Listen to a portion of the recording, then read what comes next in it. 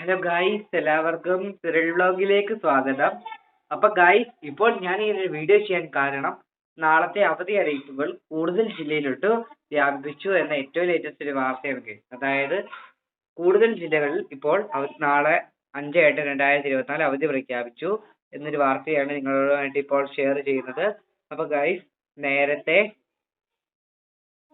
തൃശൂർ ജില്ലയിൽ ദുരിതാശ്വാസ ക്യാമ്പുകൾ പ്രവർത്തിക്കുന്ന സ്കൂളുകൾക്ക് അവിടുത്തെ ജില്ലാ കളക്ടർ നാളെ 5/8/2024 അവധി പ്രഖ്യാപിച്ചിരുന്നു.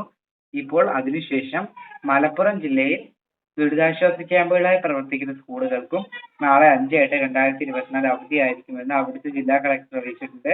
ഇത്രയുമാണ് നിങ്ങളുമായിട്ട് ഇപ്പോൾ ഷെയർ ചെയ്യുന്നത് ഗായ്സ്.